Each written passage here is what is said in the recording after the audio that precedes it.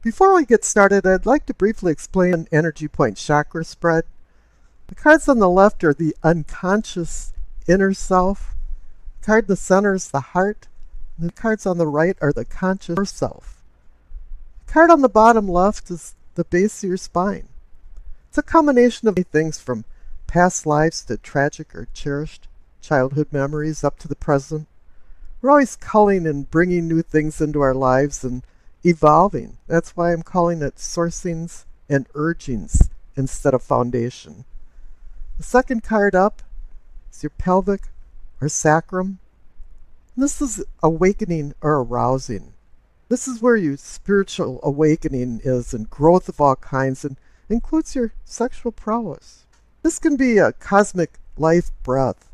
The cosmos has natural laws that live in harmony, but we don't always live in harmony with them. Top left-hand card is the solar plexus, or what I consider sensing and feeling. This is where you get those gut feelings about something when they're right or wrong. This is also a universal life force, contrary to a cosmic life breath. This is where chaos ensues in our lives. The center card is the heart of the matter or the situation. We're always asking questions. Why did this happen and what's going to happen next? The heart of the matter must connect with the unconscious and the conscious, so we can leave our shadow self in the dust. Another Jungian reality here. And maybe have more of an understanding of what's happening in our lives. The card on the bottom right is the throat, or what I consider communicating and teachings. It has to do with how we accept the rules of society and how we live our life. Are you living a conservative, orthodox life or more of a new wave, do what you want kind of life? The second card up is the third eye, or seeing or envisioning. It's more of bringing things from a linear to a three-dimensional perspective. The third eye is our pineal gland in the center of our brain that's activated by light. So this can also be considered enlightenment. The card on the top right is the crown, our knowing and understanding. You can have a lot of knowledge, but if you cannot apply this knowledge wisely, it's not wisdom. In the past, I used to pull a hidden Rider-Waite card as I was doing the readings, but for logistic reasons, I'm going to be pulling all of the cards at once and then putting these clarification cards alongside each of the main cards as I'm telling the story of the reading. The subtitles will direct you through this so you don't lose track of what's going on and where I'm at and what card I'm reading. And then on the left, I'll be putting a past card. And on the right, I'll be putting a future card. And on with the readings. I think you noted that I won't be doing a Messages of the Angel card. And in lieu, I'll be doing a rune reading that's associated to the tarot reading. I like runes. I've had these little runes forever. You'll see a dinky rune underneath the main cards. That's on top of a mini Rider-Waite card so you can see it. I grew up near a very famous rune stone, and I have a connection to the runes. And I plan on doing some more rune readings with tarot readings, and maybe I'll have to get some bigger runes. Now, while you're listening to reading, think of a yes or no question for something you desire, because I'm playing a little game with a 8-ball, and we'll see what the answer is at the end of the reading. I know it's been a difficult month, or was. I'm not sure when you're listening to this. It is certainly looking brighter. The planetary aspects are very harmonious, and the commanding energy is air and fire, and air combusts fire. So they're meshing really well, and it has a really easy breezy feeling to it, and the cards are showing that as well. Now, a lot of people in general are walking around with a lot of emotional baggage, to the point that I thought you needed a claim check just to leave the house. But now here I don't feel that anymore, and there's a few obstacles for you to jump over, but it's nothing too bad, really. Let's see what's going on in your reading. I'm going to start from the past. I don't know, this month for some reason, the past seems very pivotal for what's going on in the present and what will be happening in the future. Now in the past, you received the Hangman and the Eight of Swords. They're both really restricting cards. The legend goes that the Hanged Man is the Norse god Odin, who hung for 9 days upside down, staring into the well of Urds for the mystical wisdom of the runes, which means secret magic letters. He relinquished his freedom of the outside world for the stillness to acquire the runes' wisdom through a spiritual journey from death to the rebirth. And in the legend, they say he actually did die and come back to life. And here the lesson is to stop controlling the physical world. Look at things in a different light and relinquish the old ideas, because the new ideas are avidly seeking their place. This is the lesson of allowing things to go with the flow without opposition. This is what the Tao religion believes is Wu-Wei. It's called non-doing. Here the Hangman did a voluntary sacrifice for a spiritual awakening. And there usually is some type of sacrifice associated to the Hangman. And it's time now to reflect before you make any rash decisions. This is a time to do some soul searching, and personal reflection is very painful. But something threw you into this personal reflection because the clarification card is the Eight of Swords. Something externally or internally ensnared you into a labyrinth because you feel restricted. You've been incapacitated, restrained, trapped, and it feels like you can't escape, but in reality, you can escape at any minute, but you choose not to. It's time to break the chains of personal fears and misgivings that have rendered you helpless and hopeless.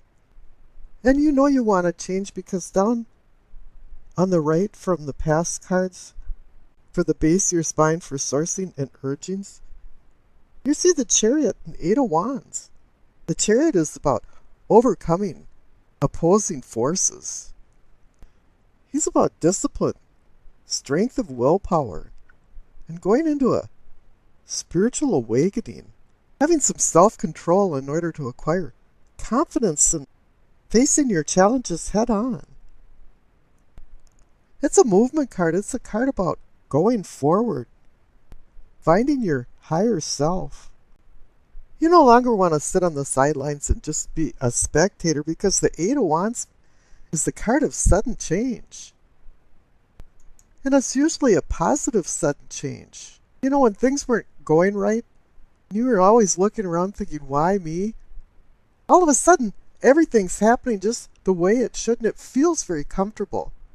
And now you know you're in a transition and you're changing. And the Eight of Wands can also be about bringing news and messages, so something that's probably going to be a cornerstone in your change and transition. You might have already heard it, or maybe it's coming. But I think you've already heard it because the card's up above for your sacrum and your pelvic for awakening and arousing. You receive the World card and the King of Cups. Now the World card is the completion card. You're at the end of a cycle. Whatever it is that was holding you back with the Hanged Man and the Eight of Swords in the past, it's no longer part of the program. You've gone through the gauntlet of all of the major arcana cards and came to an end point. And you've earned and learned and you've acquired knowledge now so that you're capable of any challenges that are thrown in front of you. And that's where the Chariot comes in too, because it's time to overcome the opposing forces. And you did. Now that you have the World card, you have the confidence. And the clarification card is giving you that confidence too, because you got the King of Cups. The presence of any king assists in acquiring your long-term goals. But here this king is taking turbulent waters and making it tranquil. He's balancing out your unconscious with your conscious. He's controlling your emotions. All of a sudden you have a deeper understanding of yourself. You've gotten to the point where you know thyself. And you're starting to treat yourself with respect and as well other people. You're going to find that there's going to be a dramatic change in how you handle your interpersonal interactions.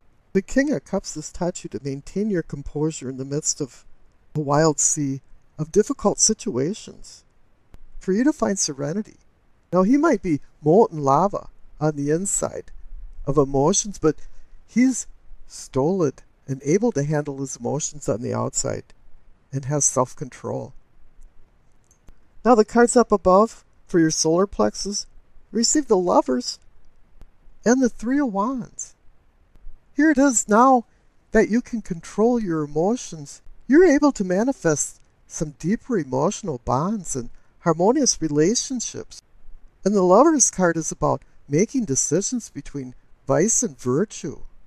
And this is where the Chariot comes in, as overcoming opposing forces. You have to make some good decisions. And whatever decisions you made, the clarification card is the Three of Wands. You're being acknowledged for some accomplishments.